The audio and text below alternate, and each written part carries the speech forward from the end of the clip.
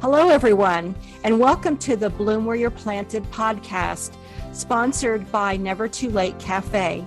And I'm Laura Womack, your host. And today I have a special guest with me, Chris Jones. Welcome, Chris. Hi, how are you? Wonderful to have you here. Yeah, it's nice to be here. Tell us where you are currently living. Currently, I'm living in Portsmouth, Ohio. And is that where you're from originally? Yeah, pretty much. I mean, I was born in Cincinnati, but I moved to Portsmouth when I was 5. So might as well say I've been here my whole life. Yeah. Is there any story about your relocation or? No, not really. We moved when I was really young. My mom moved back in with my parents, or her parents, sorry. My mom moved back in with her parents and brought us with her. So I've been here ever since. Great. Glad to have you in Portsmouth, Ohio. I know that you studied at the Ohio University. What was your focus, your major at OU? Yeah. When I went to OU, it was OU Southern. So it was the one in Ironton, not the one in Athens. So I never did go to the one in Athens. Okay. They had a program in Ironton, OU Southern, called the Electronic Media Program. And I was part of that for 2 years. And I never graduated because I had a couple classes I needed to take, and they weren't offered the semester that I was trying to take them, and ended up getting a job working at a TV station in between the time that I was waiting, and it just kind of never happened. So I've still got a couple classes I need to take to get my degree there, but it's been so long ago. It's like, I keep thinking, one day I want to go back and get it just to have it, but I just haven't got it yet. Well, you obviously learned the technology while you were there. I know that you've done several things in film. So did you do any projects while you were at OU, or meet any people that influenced you, or? It really started when I was in high school, about 2001, my interest in media. Me and my friends used to just make really goofy videos and stuff and just having a good time. And when I was in high school, they started a media program there.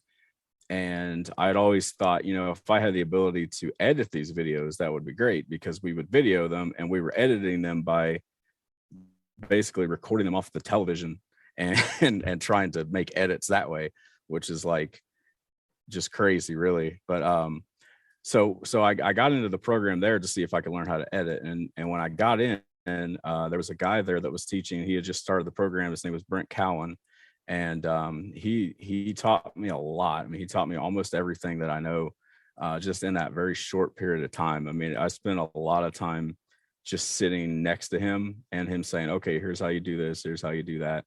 And then the year after that, he went on to work for Adelphia. And so he moved, and that's when he brought a guy named Scott Spears, who I think and he was a filmmaker, actually making movies and everything out in Hollywood for quite a while. So I learned from two really good people, and Scott taught me everything Brent didn't get time to teach, I guess. So I kind of got an education, like a college education almost, just sitting there in high school with these two guys. And that was way before I even went off to college. So the first movie that I started on is called The King of Irontown. And that was, obviously, it's in Ironton, Ohio. It was a movie that was directed, produced by a guy named Mickey Fisher, who has done a few things. I don't know if anybody would know. He had a show, I think it was on NBC, called Extant. Had Halle Berry in it and that kind of thing. And he's still out there kind of writing scripts and making movies and stuff. But that was my first kind of getting thrown into the movie scene, I guess. I was just helping Scott because Scott was doing the videography for that. And it was all shot on film, which was really cool because that was the first time I'd ever been around actual movie film and somebody shooting on. So I got to see how that would be done. And obviously it's a lot different than shooting something on video. Can't make a whole lot of mistakes because it's a little expensive to do. Tapes, obviously, you can just run tape all day long, but film kind of has to happen the way you want it to happen. So a lot more preparation involved with shooting on film than shooting on video. But that was my first movie.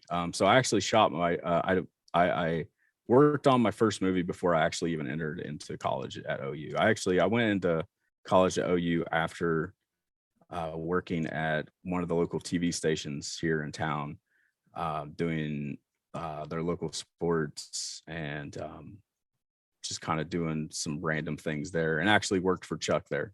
So Chuck worked at that TV station first. That was WQCW. It was the WB affiliate at the time. And so anyways, long story short, I got a lot of experience before I ever went to OU. So there was a lot of things that happened before that. So yeah, anyways, I'm rambling. So No, you're fine. I mean, I have a confession. When you told me that you had worked with Mickey Fisher on a film, yes. I had to look it up. Oh, okay. Yeah. I was like, sometimes when people get famous, because Mickey, I have seen The Extant and the first season of it. Sometimes people say they know someone famous and they maybe were in the same building with them or something. But I went, oh my gosh, yeah. Chris was on the camera crew. So I'm so sorry. Yeah. No, you're good. It was way before he was famous. Well, he's actually from Ironton, Ohio. So the first movie he ever did was King of Irontown, and he had contacted my teacher at Portsmouth High School to work on the film because they were connected somehow through some kind of internet website. He found Scott, and Scott was like, hey, I will do your movie, but I've got a guy here that's really interested in this stuff. It's like, would you be able to pay a little bit for him to come along and be my camera assistant, basically? So that's how I met Mickey. And I actually did another movie with him while I was in OU and OU Southern. It's called Autumn Mixtape. And that came out, I think, around 2009. King Irontown was more like 2002. So interesting. I had no idea about the second film. And yes, I know Scott. I knew him through a family member of his when I started to do a film a few years ago. And then he referred me to you as, I've got this key student I had years ago, and I'm going to refer because he's no longer living in this area. And he just says, Columbus. Yeah, he's in Columbus now. And so, and he was like, but Chris can do everything you need. So it's so funny how things come around.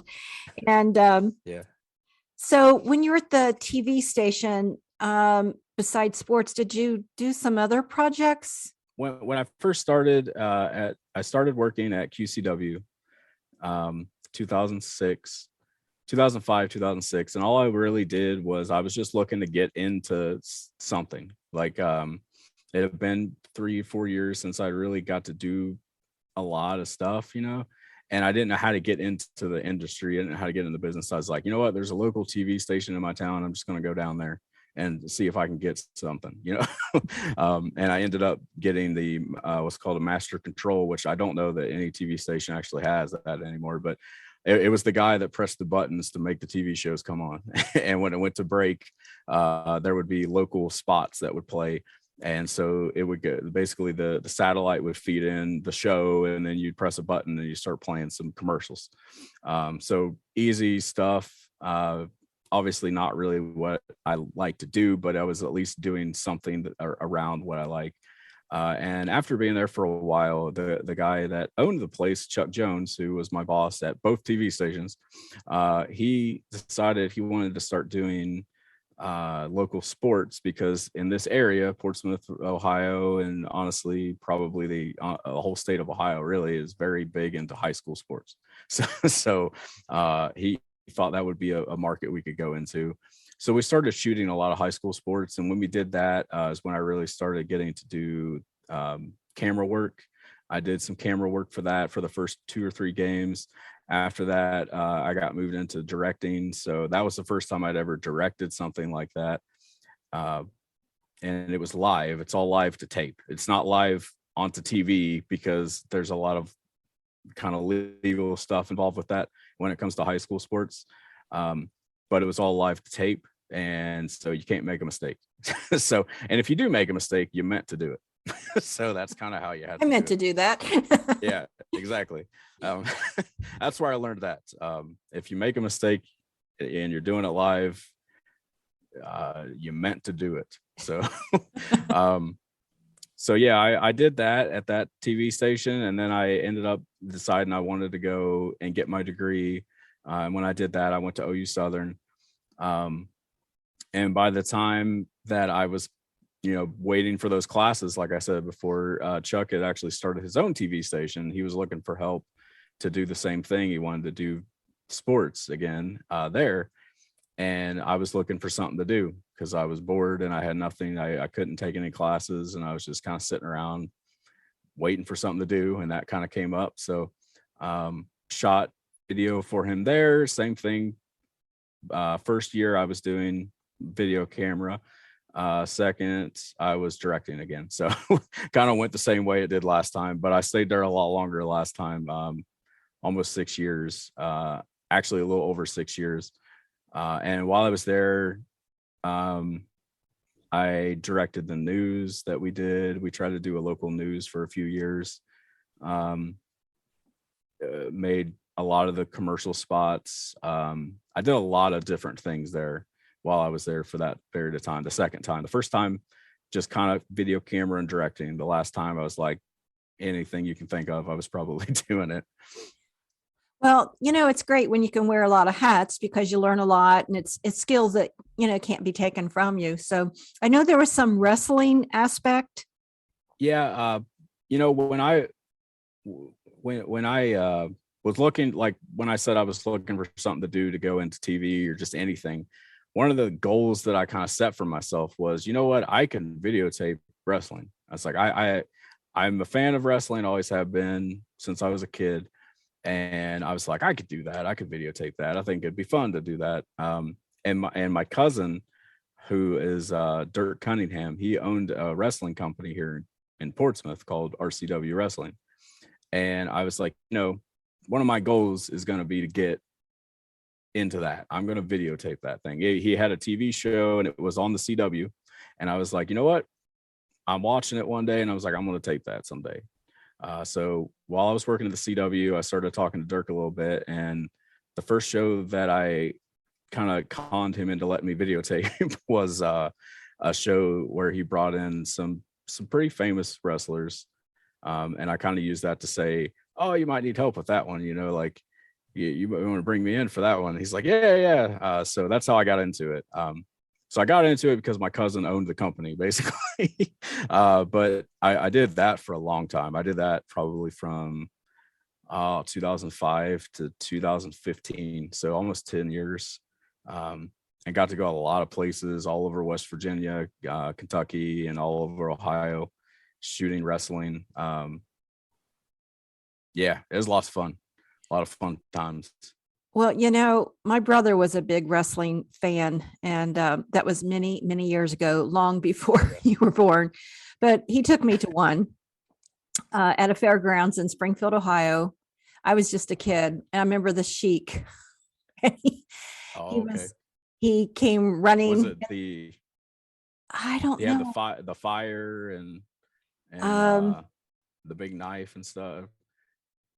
All I remember is he came up in the stands and scared me to death, and I was stood there screaming. And then there's Bull Curry and Fred Curry, and oh my gosh, I just.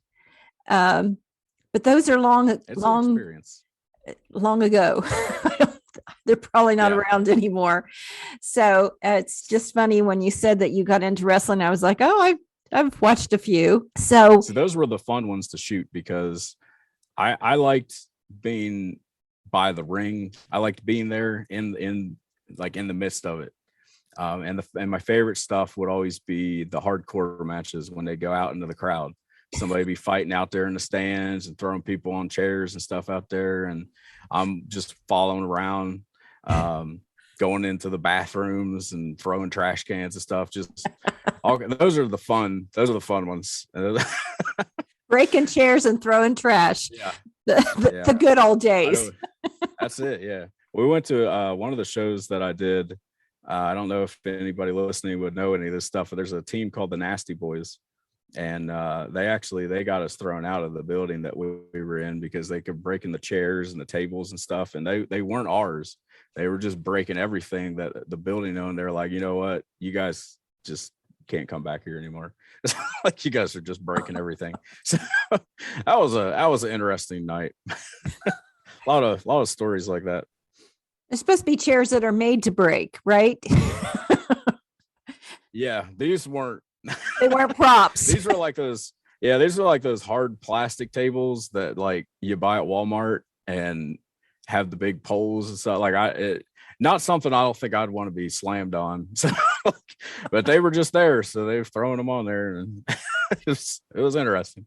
More experiences you'll never forget. I'm going to kind of go to where you were doing the short film with me a few years ago. That was probably 14. I'm thinking something like that. I was trying to think that. Yeah, it was either 2013 or 14, I believe. I couldn't remember. I was trying to remember that earlier. Yeah, honestly, it's so weird that I can't remember either. But besides being the camera person, I didn't know at that time that you had directed, but I know that I had a vision of something to do, and it was very helpful to have you come alongside and say this would be better, or let's do it this way, or not do it that way. And then you ended up, you edited, and I know that you duplicated DVDs. You just did so many of the behind scenes tasks. And I'm really grateful for that, because I had an idea, but I didn't know how to go about it. And it was very helpful. Yeah, no problem. So was there anyone?